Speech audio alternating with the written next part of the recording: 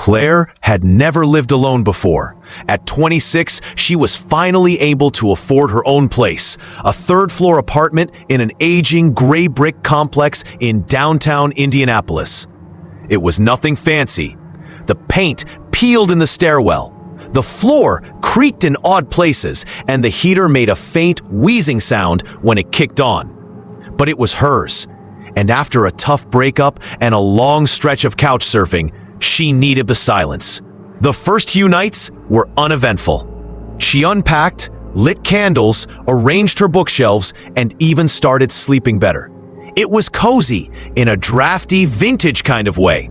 The apartment's only weird quirk was how loud the vents were, metal ducts that hummed and clinked like old plumbing trying to speak. But Claire shrugged it off. Old buildings make noises, that's just how they are. Until the fourth night, around 2 a.m., Claire was jolted awake by a sound. Not the heater, not a car outside. It was a soft, rhythmic tapping like fingernails on sheet metal. Tap, tap, tap. She sat up, confused, and listened harder. The sound came again. It was coming from the vent on the wall just above her headboard. She got up, cautiously, and put her ear near the vent. Silence. Then, just as she turned to leave, it whispered, a single breathy word, closer. She froze. The room went cold, as if someone had opened a window. Her skin prickled. Claire backed away from the vent slowly and left the bedroom light on the rest of the night. She told herself it was her imagination, sleep paralysis maybe, or a vivid dream. But the next night, it wasn't just one whisper, it was several. Murmurs, breaths, laughter, all low, garbled, like the speaker's mouth was full of dust. They seemed to move, from the vent in her bedroom to the one in the hallway, then to the kitchen, at exactly 2:14 a.m. every night. She called maintenance. The guy came, knocked a few times, unscrewed one vent cover, shined his flashlight inside and said the words she dreaded. "Looks clear to me." He said old ductwork carries sound in strange ways. Probably the neighbors, he smiled. Claire didn't have any neighbors on that floor. The following night, she stayed awake, phone in hand, ready to record. At 2:14 a.m., the scratching began. But this time, it didn't stay in the vents. It moved. The sound traveled across the ceiling, above her bedroom, then down the wall, and finally stopped right behind the vent near the closet. And then she saw it. A single, long finger, gray and thin, slowly pushing through the vent, slats, tapping once before sliding back into the dark. Claire screamed. She ran into the hallway, slammed her bedroom door, and stayed in the bathroom with the light on until sunrise.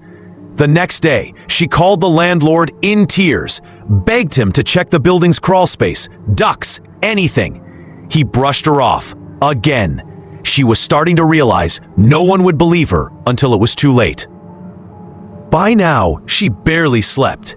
Her eyes sank into dark hollows, her coffee intake doubled, and every creak of the floorboards made her jump. The air vents seemed louder now, like they were breathing with her. Worse, she started to find things. A single marble on her pillow, a child's drawing slipped under her front door, crayons on wrinkled paper, a stick figure girl with black scribbles behind her. She hadn't drawn it. No one else had a key. She stopped going to work.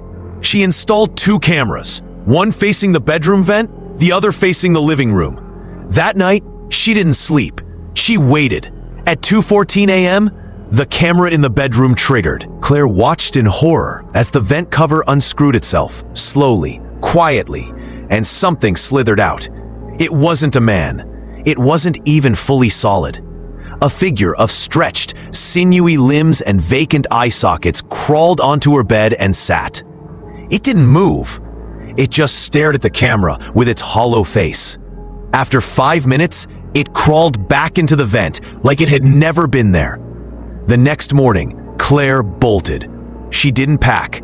She didn't call anyone. She drove to a motel on the other side of town and stayed there for days. Her hands wouldn't stop shaking.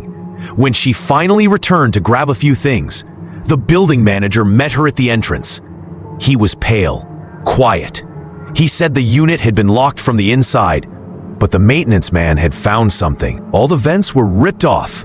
Claw marks, deep, rust-colored gouges, ran along the inside walls.